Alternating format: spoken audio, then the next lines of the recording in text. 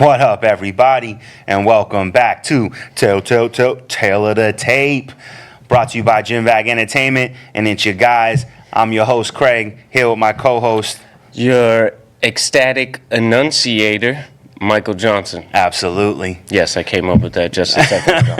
Okay. So yeah, guys, we got a little bit of news for you, a little quick recap, and then it's on to UFC 300, biggest event of the year, probably one of the biggest events in UFC history. Yeah, crazy, huh? Yeah, super insane. So let's jump into the news and get that knocked out right away. I'm going to start off with Ronda Rousey. So Ronda Rousey had an interview, a couple days ago, a week ago, whatever the case may be. I'm not sure the outlet it was who was interviewing her. So maybe MMA Mania, one of them guys. I could tell you it was definitely not somebody who is a true MMA, interviewer. Well, the interviews tend to try to be non-biased, you know what I mean? Well, not only non-biased, but, if you know fighting, there's questions you should ask. Oh, yeah, there's certain things you should ask. It was definitely a softball interview. Yeah. So, okay. Ronda Rousey talking about her last fight, her leaving MMA due to concussions. Yeah. But then moved on to some more bold claims that she was concussed leading into the Holly Holmes fight, right. And after the first strike was out on her feet. Now that's something I did know.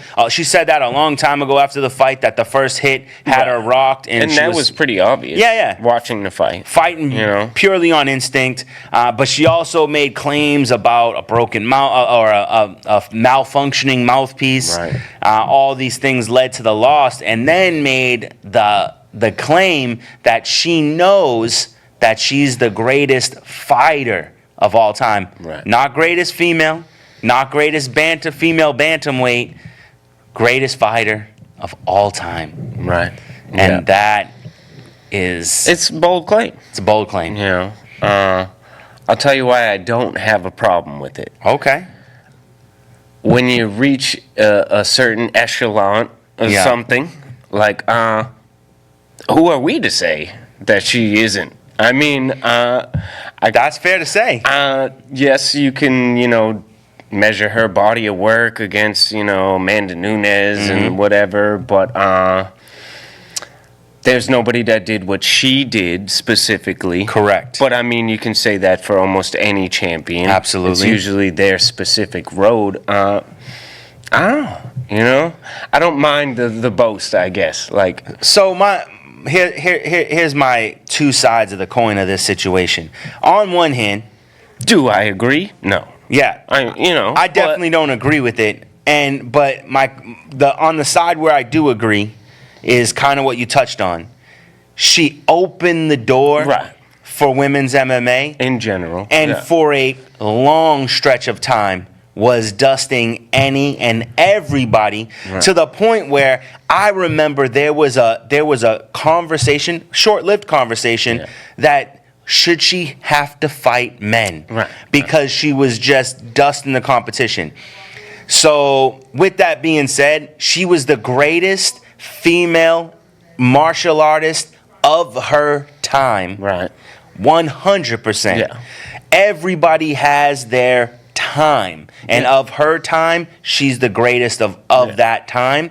But I mean, the likes of I believe Amanda Nunes is the greatest female fighter of all time. I will agree that Amanda Nunes is definitely the greatest female mixed martial artist. Her legacy is better. Correct. She beat a better caliber of opponents. Yes. And you know what? I also sometimes, and I get into this with the Jordan LeBron conversation.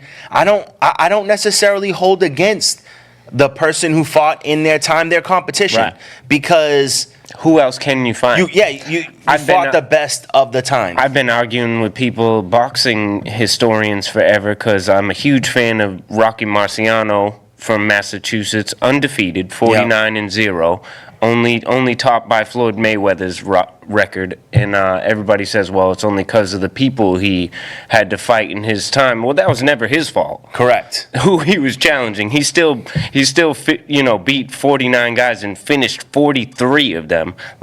Yes.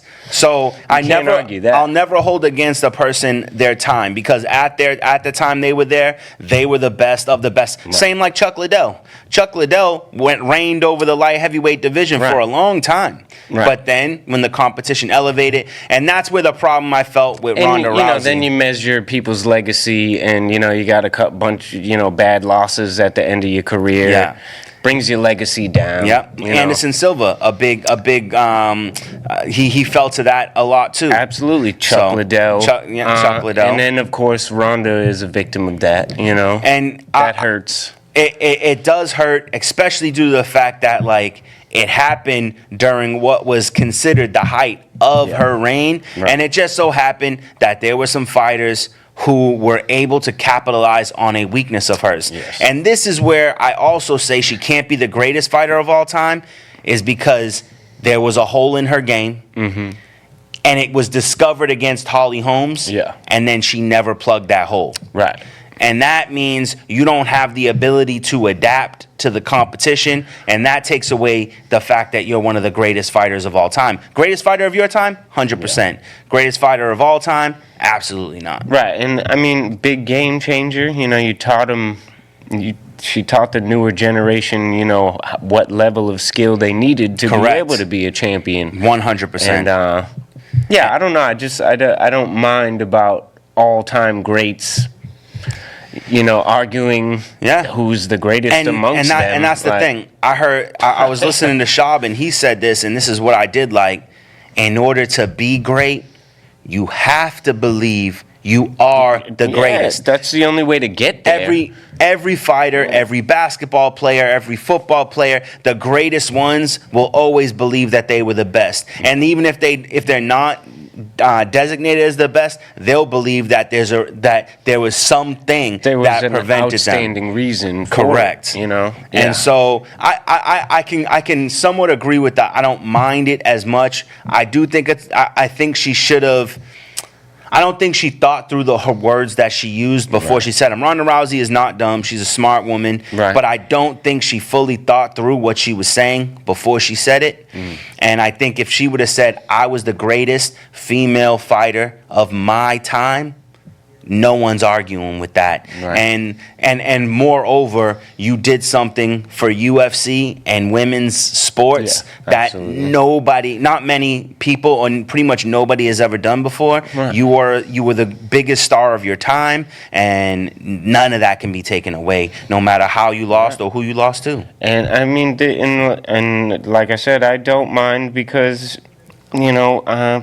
who's to say? It's subjective. It's very subjective. Yeah. You can go straight by numbers, of course, and or who excited you more, and that's super subjective. And Amanda has a more dominant win over champions and things also like that. Also more losses on her record than Ronda had. Ronda had 2 losses. Overall. Yeah. And they were at the end of her career. Right. Amanda had a lot of her losses in the beginning of her career. Yeah, so I don't know. I think Ronda is fair saying stuff like that. You can make claims like that because who can question it? Probably only Holly Holm or Amanda Nunes can question it legitimately. Yes. Holly Holmes did have something to say in her 300 press conference, and she believes that she's having a hard time accepting the result of the end of her career. Right. But whether she was the greatest or not, she wasn't the best that night. Yes. And that is just a fact. And you can't argue. When you get, like I said, when you get to that level, it's. Yeah, who's to argue with that? You know? And I like claims like that because we wouldn't have a show without stuff like that. Right? I mean, it's great stuff to talk about. So, it is what it is. Yeah. Ronda Rousey is what she thinks she is, and she is what we think she is, and she's what everybody else thinks she is. She is whatever you think she is in your mind. And UFC wouldn't be the same without her. Absolutely. Sure. Yeah. I know, probably 30% of the fans are because of Ronda Rousey, because she brought a lot of females who would rather not care about fighting to care about it. I've seen it firsthand. Absolutely. So, all right, enough of Ronda Rousey. Let's get into Jon Jones, who coincidentally might actually be the greatest mixed martial artist of all time. You know, and that kind of stands in his record and ability. I think based on numbers, we can agree on that. But once again, that's all subjective. Some people might disagree. Yeah. But Jon Jones had an incident over the past week or so where the Drug Testing Administration came to his house.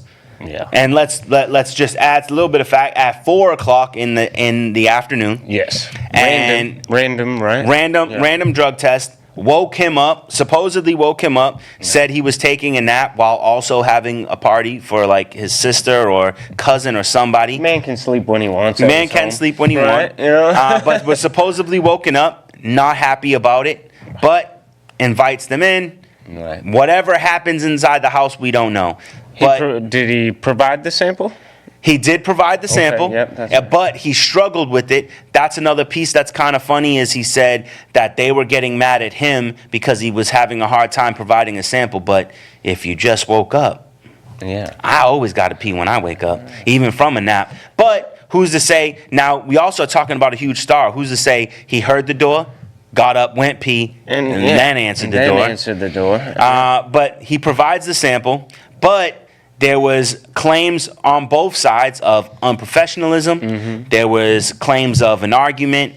And then the woman claimed that Jon Jones not only verbally assaulted her, but threatened bodily harm up to and including maybe death. I don't know. But the claim is that he verbally assaulted her. At the end of the day, that's what was claimed. Nothing physical ensued. No arrest.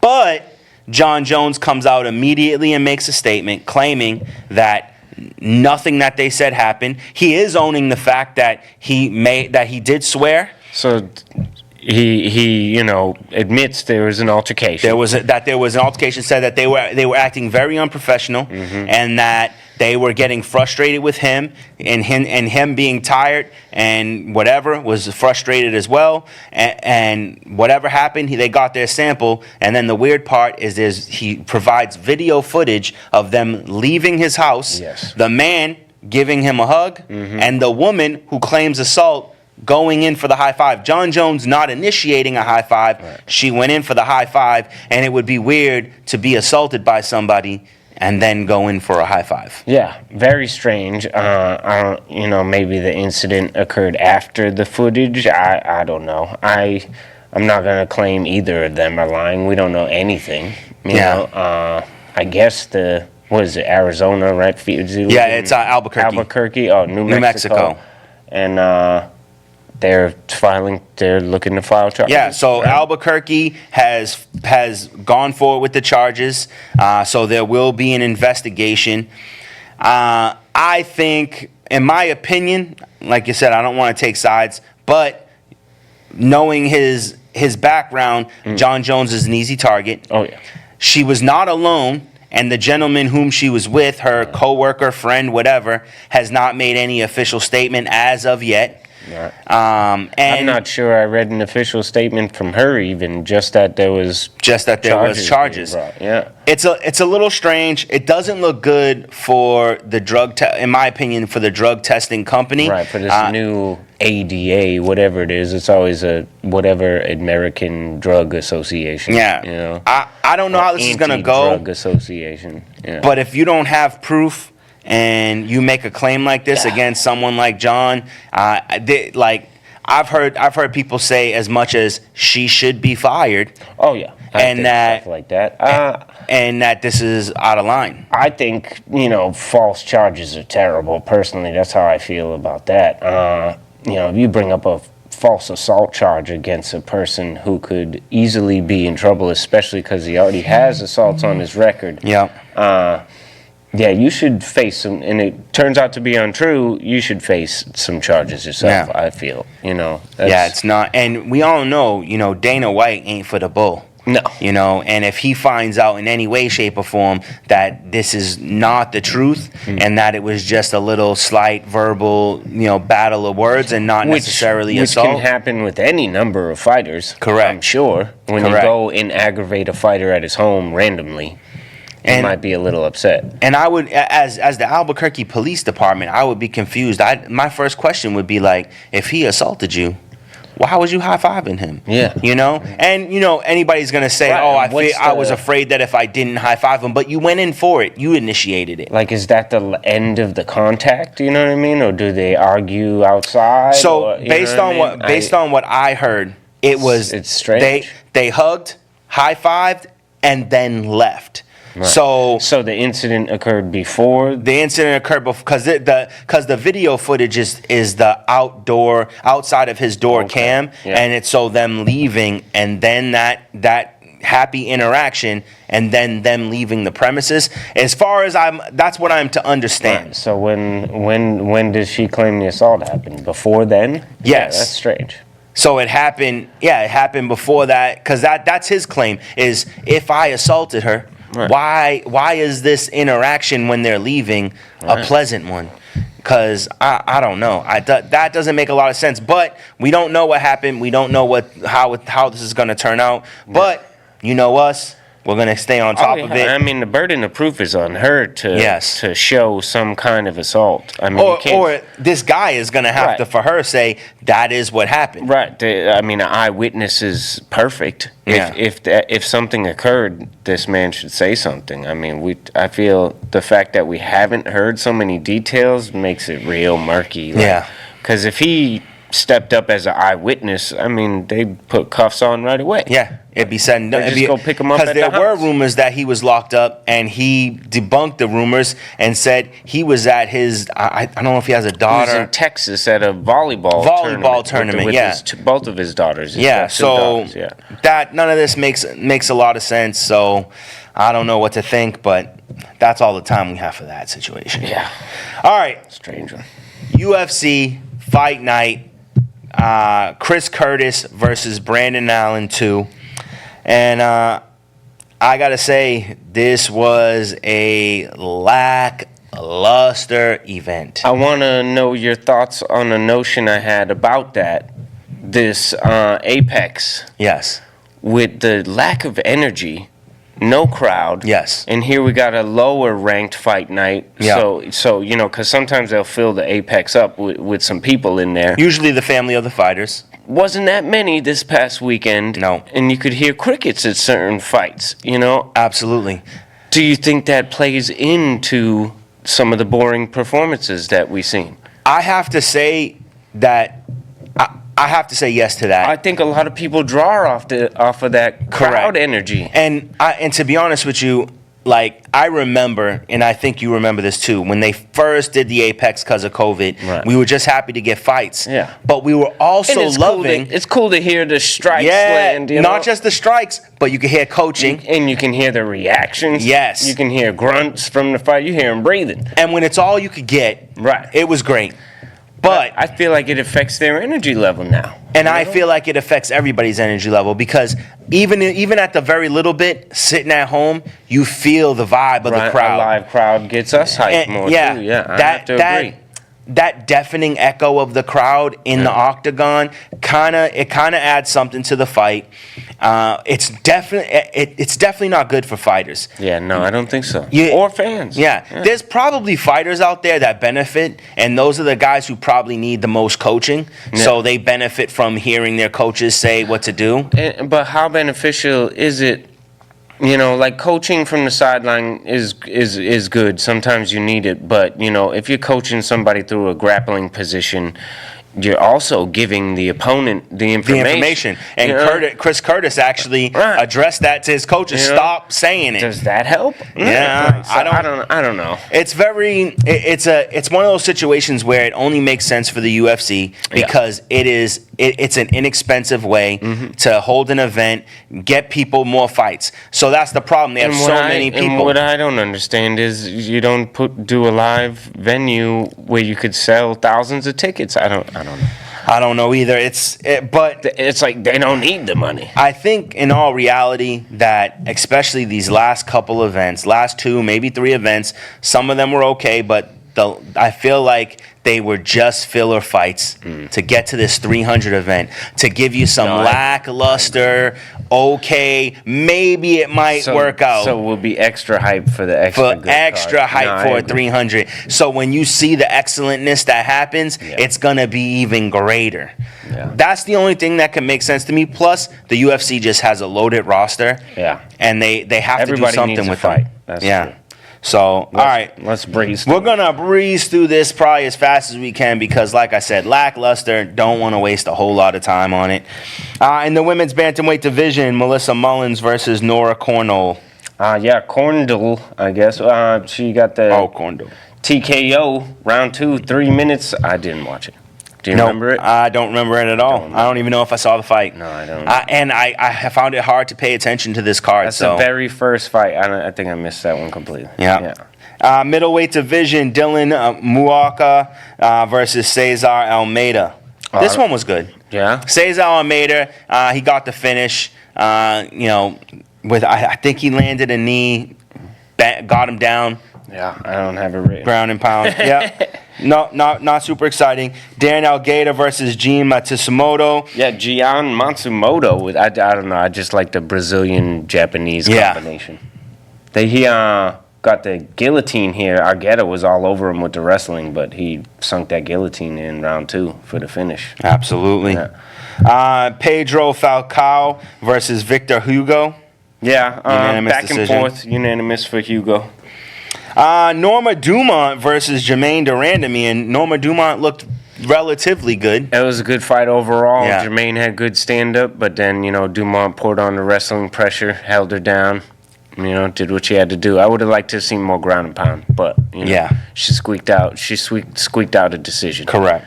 In the heavyweight division, the brother of Johnny Walker, Walter Walker, making his debut versus Lukas Brzezinski.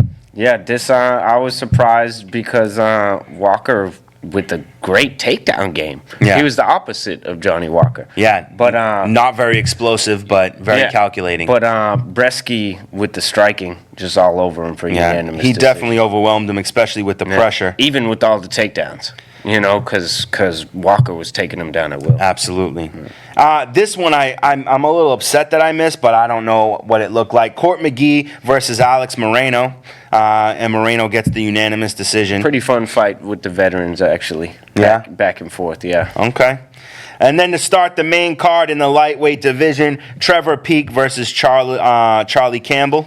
Oh, I missed this one. Missed it too. Unanimous decision for Charlie Campbell. Okay. Another lightweight division in Ignacio Bahamundes versus Christos Giagos. Yeah, Giagos tried to pressure early, but got TKO'd by big power from Bahamundes. Early first round. Yeah, best finish of the night. Okay. Yeah. Morgan Chari. Yeah. Versus... I think it was Scherer versus Chipe Marscal, and I thought this was a robbery. Yeah, a little bit. Marzakal with the split decision, but I agree. It should have went Scherer. Should have went the other way.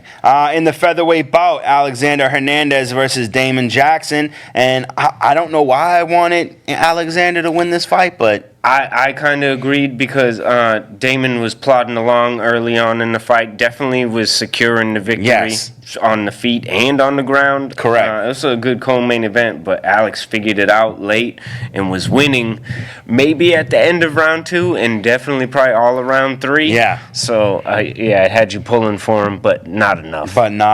Just not enough. Maybe just a half a point away. And then finally...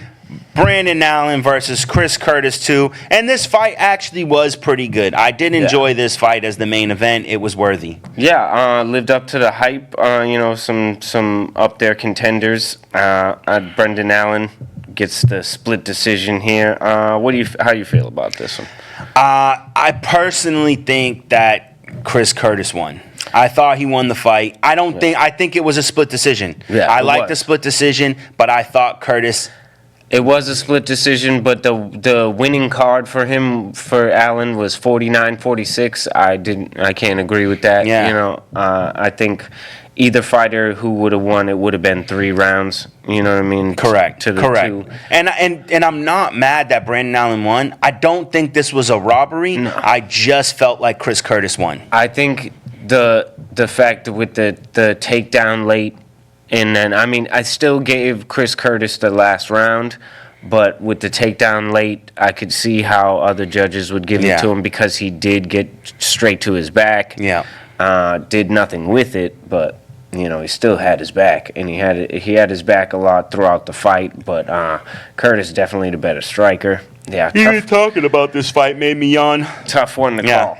This card was super lackluster, but like I said, the main event was relatively good. Yeah, entertaining enough. Chris Curtis looked like blew out his hamstring last second, and he had did to be blow out his stretchered out, hamstring. you Yes, know, so tough one right there. That's You know, so all right, guys. let's do a quick ONE Yes, FC recap absolutely. here. I forgot about the one. Yeah, we can't forget about this. Just a couple fights here. The ONE FC Friday night fights. I saw this debuting fighter who I have to talk about, Jake Peacock. Yes. Exciting fighter. He beat Kohei Shinjo by unanimous decision, 3-round decision.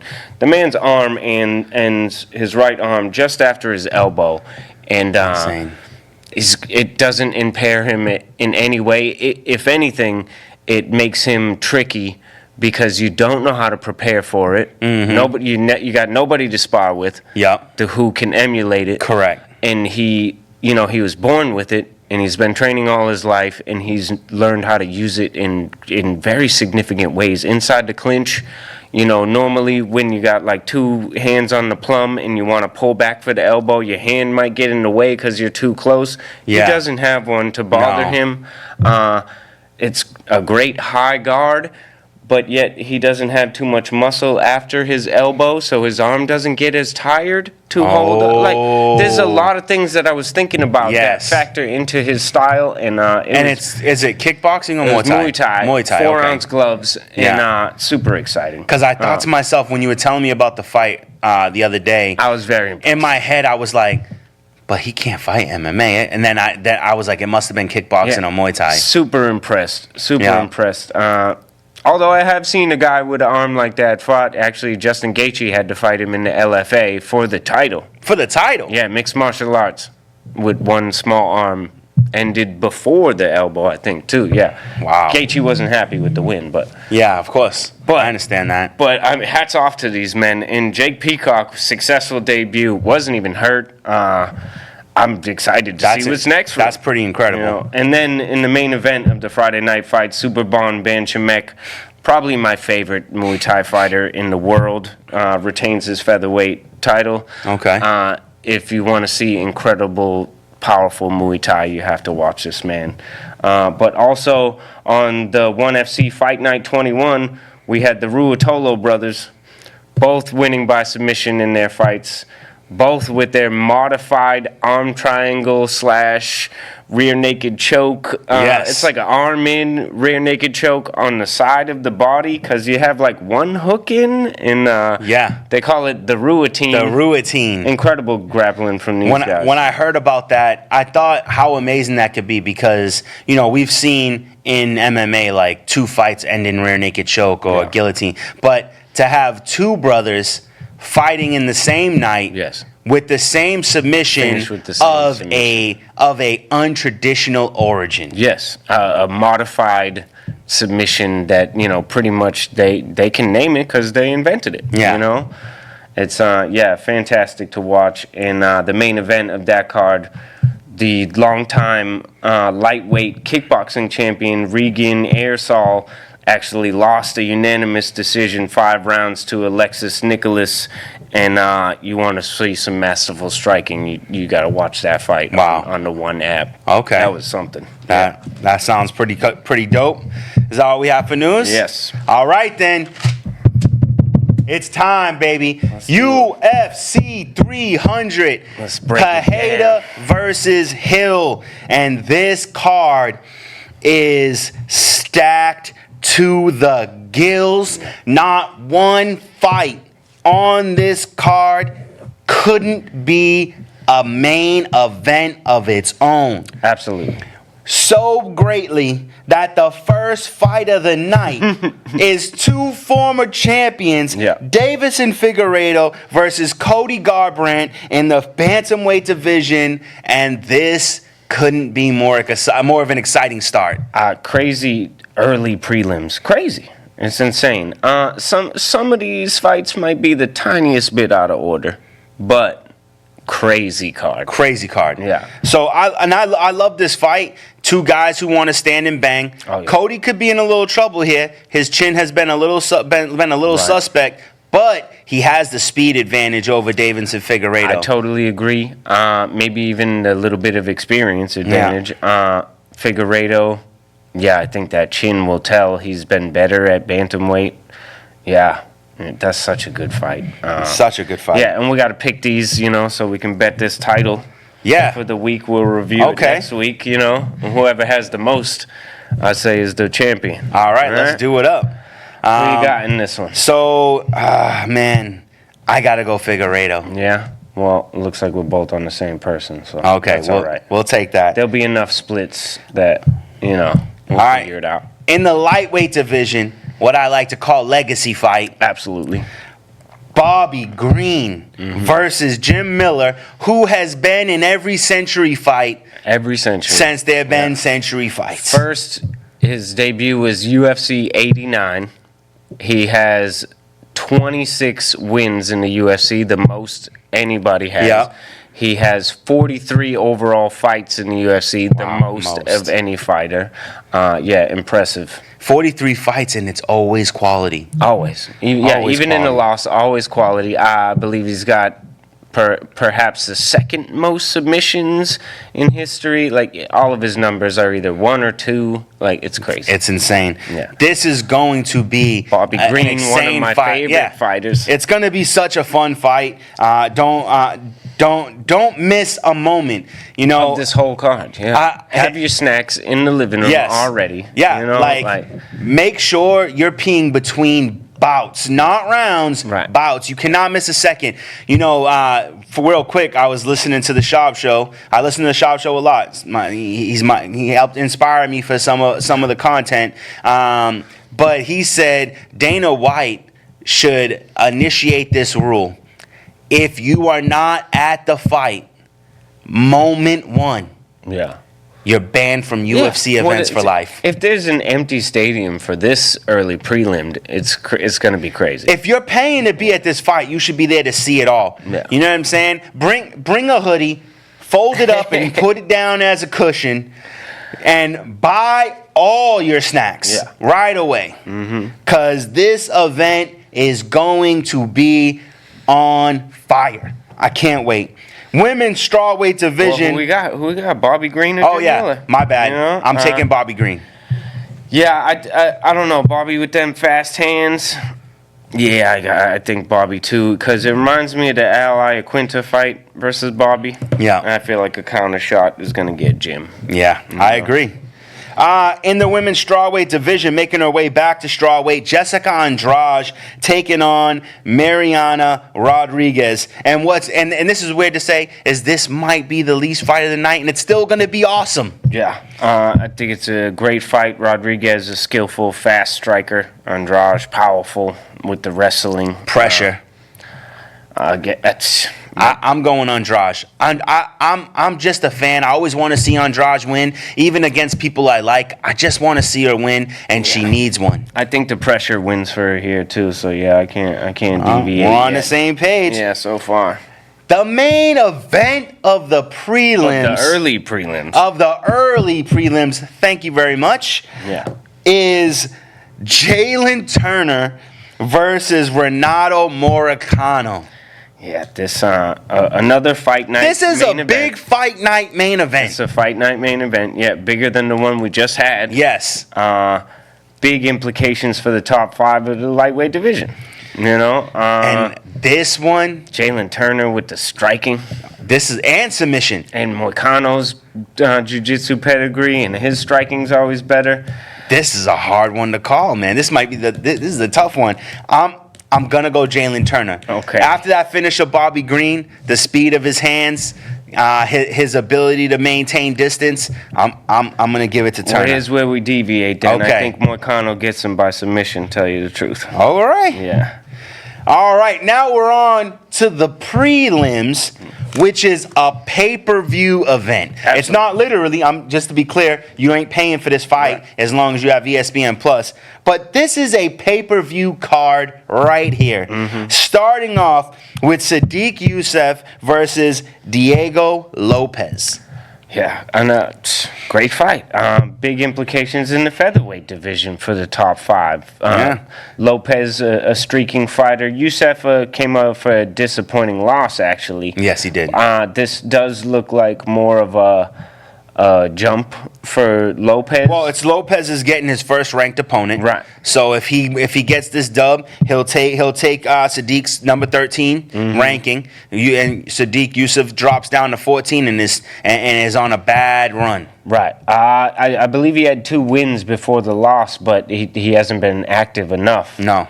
To be suffering 2 losses in a row. I agree, and I think Lopez might do it to him. Oh man, I wanted to say Lopez, but we need some more deviation. So I'm a believe in my man Sadiq Youssef here. Only if you do. You can't claim that if you lose. You can't be like, I wanted to pick Lopez. I mean, I said it on camera, so it's there. The evidence is there, All right. So in the women's bantamweight division, we have former champ Holly Holmes welcoming the former PFL champion Kayla Harris to the UFC. And man, this is a dangerous fight. Harrison looked like she cutting the weight, no problem. Like a professional. Yeah, she looked great in the UFC gear. Looks lean and trim. I don't know, man. She's got that bullying wrestling, that she just comes right through you. And she definitely hasn't faced maybe the likes of a complete martial artist like Holly, because I did see her face good strikers before. Yes. And bowl through them and be able to deal with their striking. So she has good striking defense. Yes. And I will say this about Holly Holmes. Holly Holmes has arguably the best takedown defense in MMA. Possibly, one of the best unsung wrestlers of any women's division. You know what I mean? She doesn't have this huge background, but correct. She works so hard. And she is a very strong fighter at bantamweight. Yeah, strong can fight at featherweight. Right.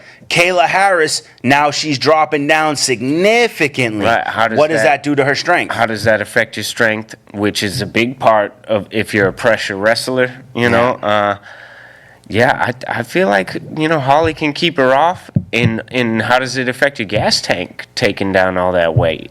So I'm going with Holly, man. I think she's going to keep her off. Damn it. I have to go with you on this one. I think Holly Holmes is going to show her something. Holly Holmes is going to show her something. All right, in the featherweight division, we have the Boston boy Calvin Kattar taking on one of my favorites, Aljamain Sterling, former bantamweight champ. Yeah, the Funkmaster Sterling coming up to featherweight. I think this is great for him. He's a huge bantamweight. Yes. But shorter bantamweight. So, will he be a significant sized featherweight? Because we got some tall guys. It's a big jump, I think. It is a big jump, and even though he's a champ, they're throwing him into the fire against a guy like Calvin Kattar. My thing is, though, he went up against someone who I believe is a far better striker than Calvin Kattar in Pelter Jan. Yeah. And he was able to impose, in the second fight, not the first, in the second fight, he was able to impose his will.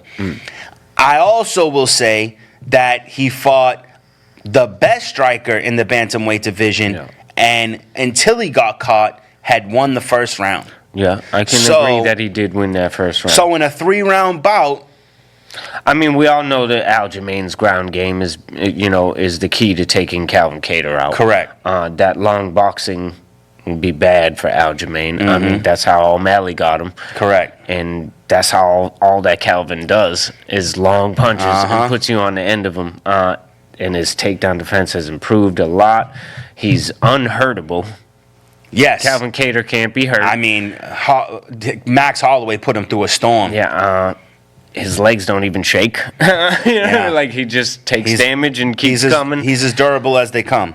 Stays technical. I don't like how slow he starts. I've always had a problem with that. And it's a short fight. And it's a short fight. He's got a problem with turning the gas on. And Aljamain is notoriously a fast starter. Yes. I'm always interested when they put two guys like that together. Which style will play out. Does the slow starter get right to work because he knows this guy starts fast? And knowing that he's a slow starter, will he try to throw him off by coming in hot? Right. Calvin Kattar hasn't fought in a while. Right. He needs to reestablish himself. And he got someone coming up from a different weight class trying to take over. But it's a former champ regardless, so Yes. you have to have the respect there. But, a guy coming up in weight, too, you also want to be like, what? You think you can come up here? Exactly. Like, you ain't going to come into my house and push me around. But with that being said, I got to go Aljo. Oh, no doubt, because I'm going Boston all the way. All right. Let's go Calvin Kattar. Yeah, I think the length of the punches is going to be bad for him, and I think as it goes on, I think Aljamain has a hard time to take him down. All right. Main event of the prelims, we got the light heavyweight division. It's a pay-per-view main event. Pay-per-view main event. We have nothing but greatness going on throughout this whole card. It kind of annoyed me, not to once again bring up Brandon Shaw, but he made a statement that he said that this is the greatest card that's ever happened, but not the greatest main card, right? And when he first started talking about 300 a month ago, he's not wrong. He's not wrong. He said that the thing that he had a problem with this is that Dana White promised that we were going to be blown away. And he's like, and I didn't get blown. And I'm like, I feel pretty blown, bro. I feel pretty blown. They're only out of order. And it's this fight right here that's out of order. Yes. I don't think that Bo Nickel has earned himself a spot on the main card of this event. Correct. And Prochazka and Rakic have. Easy. That is near title fight. Correct. And that should be the main card opener. And the winner of this fight is getting a title shot. Right. So And I couldn't agree more. If Bo Nickel beats Cody Brundage, everybody's like, yeah, that's supposed to happen. If Cody Brundage beats Bo Nickel, it does nothing. But Cody Brundage is probably not going to be a name that we're going to follow. Correct. Just saying. So we got Yuri Prochazka versus Alexander Rakic, number one contender, 2 versus 5, and this is going to be a strike fest. Yeah, I love it. Yes. This is a fight we were supposed to get a long time ago. I think what I love about Rakic, he's been a victim of some boring fights, but I think he's a super technical fighter who takes what his opponent gives. And if he can win by, a couple jabs and kicking your legs and you're not responding, he'll take that win. Correct. If you rush him, he'll put you out. Yeah. And Prochazka's coming in hot. He is coming in hot. So, he ain't afraid to get knocked out. And Rakic is going to give it back. This will not be a boring fight. And this will not be a long fight. I don't believe that I so can't at all. see how it can be. I don't think Prochazka goes to a decision like ever in the UFC. Not that I can remember. I don't think he will. In this fight, I gotta go Yuri though. He's been more active. Rakic coming off of an injury, the injury to the leg against Jan Blachowicz. Yeah. So I think that, Yuri got the knockout, but something about hurting yourself on a leg kick kind of takes something away from you, and I think that Yuri will come through the fire. Something about I keep envisioning a lot of pressure from Yuri, and a check left hook, very fundamental from Rakic and Yuri going face first. I keep seeing it in my head, so I'm Rakic all the way, I think. As much as I love Yuri Prohaska. Gotcha. You know? No doubt. I think it's Rakic's time to get up to that title. Let's hope he gets the opportunity. To start the main card, we got Bo Nickel versus Cody Brundage in the middleweight division. You know Cody Brundage? Anybody?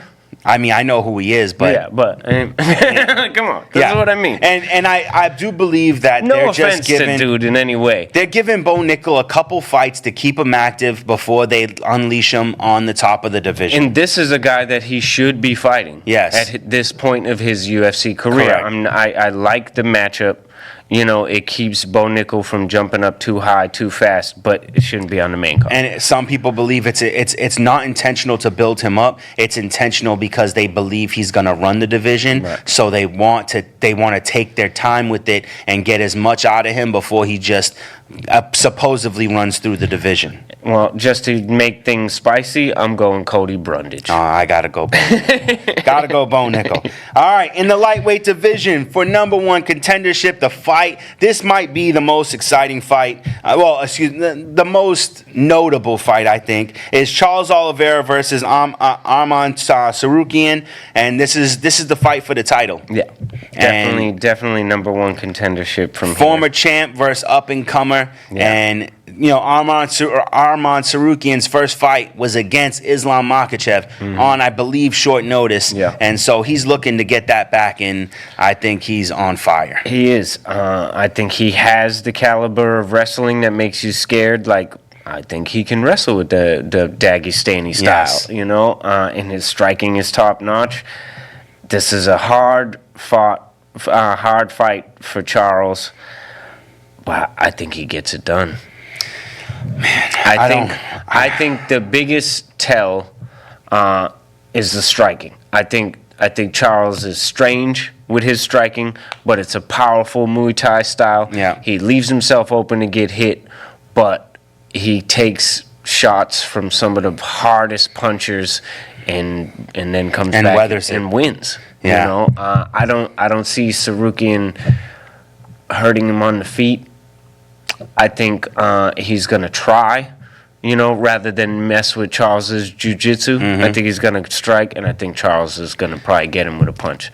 I love Charles Oliveira. When we first did this show, he was one of my pick. He was my pick for the lightweight division. One of my favorite fighters. Unfortunately, I think it's Arman's time. Yeah. I don't know that he'll win the belt. I don't disagree. He could be the next champion. I think he has all the tools. I think Charles Oliveira will stay at the top, but I think Arman is about to take over. Yeah, he's one of them futuristic mixed martial artists. I just see, you know, I got a feeling for Charles, but I don't disagree. All right, in the bantamweight division, 2 versus 2. Justin Gaethje, BMF holder, facing lightweight division. What did I say? You said bantamweight. Wow, that's so weird. Right? Lightweight division. I think BMF, and it made me. Right. Versus Max Blessed Holloway. The BMF we got the BMF belt here for the BMF fight, and this is the one that might be the most exciting fight of the night. Yeah, I totally agree. It's a crazy matchup. There's a lot of variables, like, you know, any top-notch striking match. I feel like we still have yet to, even with all the damage we've seen Max take in a fight, we've yet to see him hurt. Correct. We've seen him hurt by a buildup of damage from Dustin Poirier in their fight, but it didn't take him out of the fight. Correct. You know, I think it didn't even stop him coming forward. He's unfinishable. You know, he put on the weight, which makes him more durable. He looks much bigger and stronger, and I think that only helps your chin. You know what I mean? Correct. That makes your chin even stronger when you're bigger and stronger. And I think that he's gonna finish Justin Gaethje. So I agree with the sentiment of him winning. I don't believe he finishes him. Max isn't a huge finisher. He usually wears you down until you break. Gaethje's not a breaker. I think the only person who ever finished him by breaking him was Dustin Poirier.